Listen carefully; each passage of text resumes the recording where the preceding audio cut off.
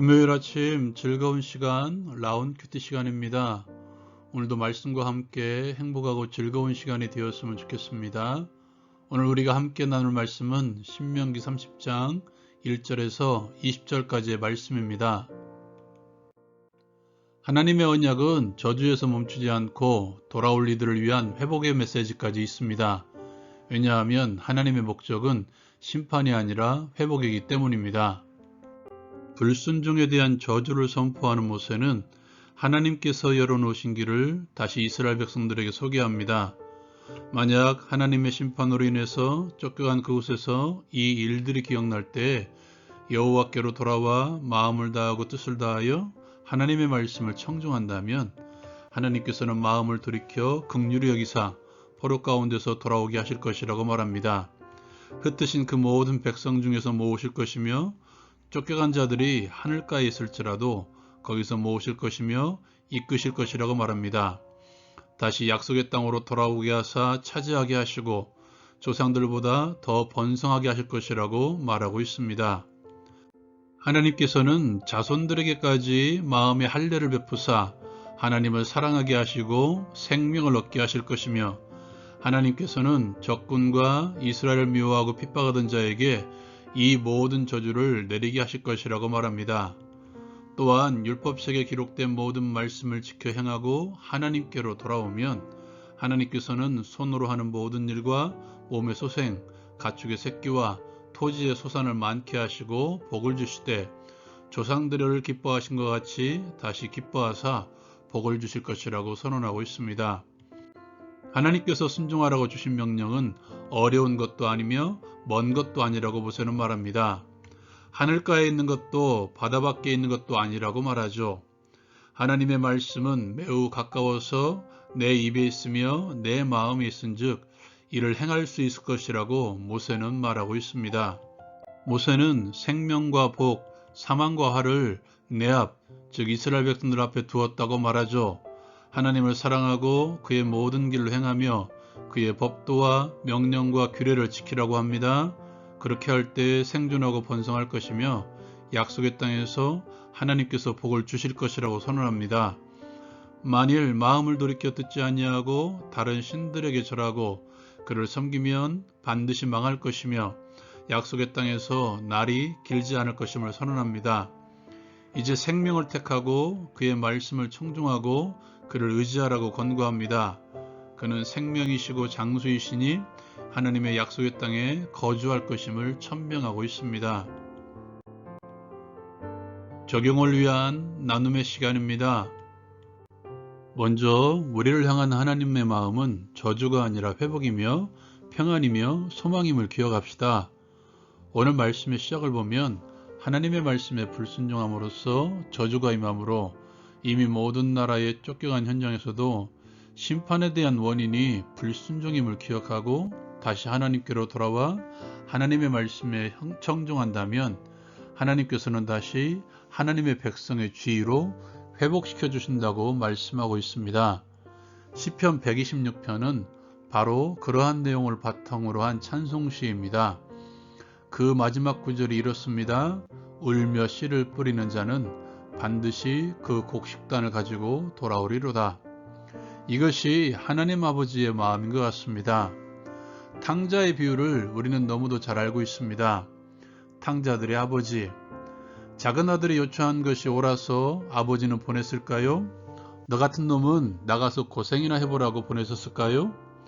집에 있었던 큰아들 탕자의 삐뚤어진 생각도 고쳐주시려고 말씀하셨던 탕자의 아버지가 됩니다. 둘째 아들이 돌아오기만을 날이 시작되면 마을 오기에 나서 기다리신 탕자의 아버지. 우리 아버지 되신 하나님도 같은 마음이십니다.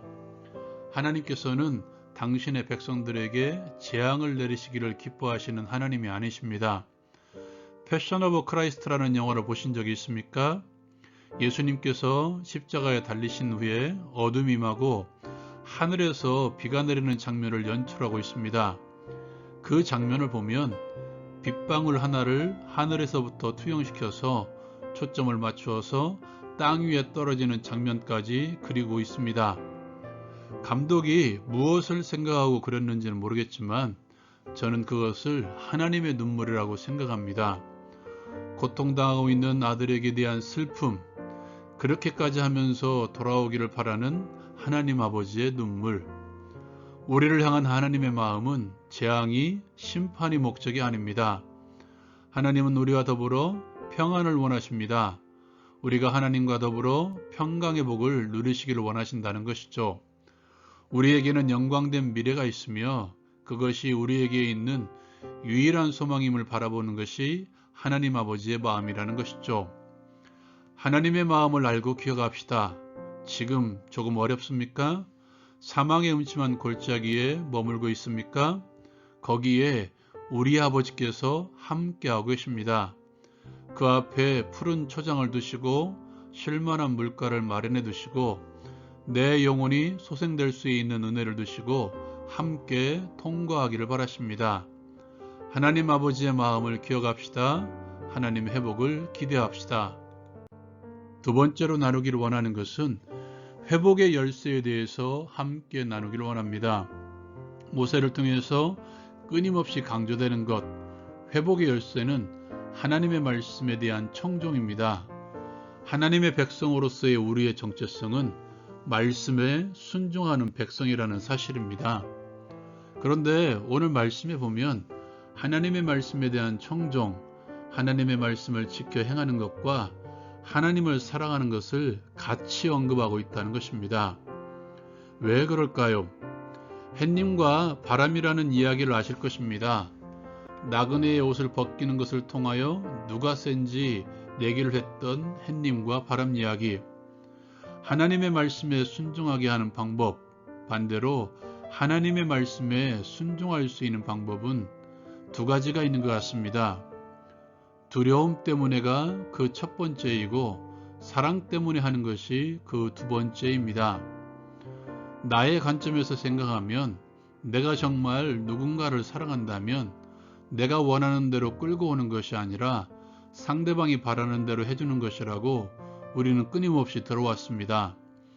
상대방이 바라는 대로 해주기 위해서는 그 사람이 무엇을 바라는지, 그 사람이 무엇을 말하고 있는지 잘 보고 들으면 되는 것이죠. 이것은 하나님과의 관계에서도 마찬가지입니다. 내가 정말 하나님을 사랑한다면 그분의 말에 귀를 기울이십시오. 잘 들으십시오.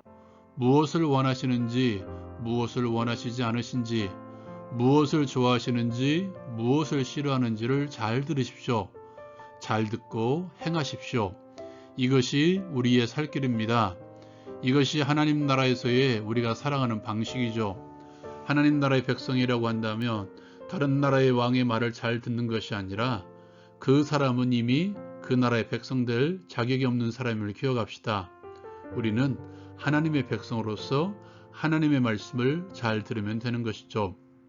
또한 하나님께서도 마찬가지입니다. 우리를 너무도 사랑하셔서 말씀을 멀리 두지 않으셨습니다.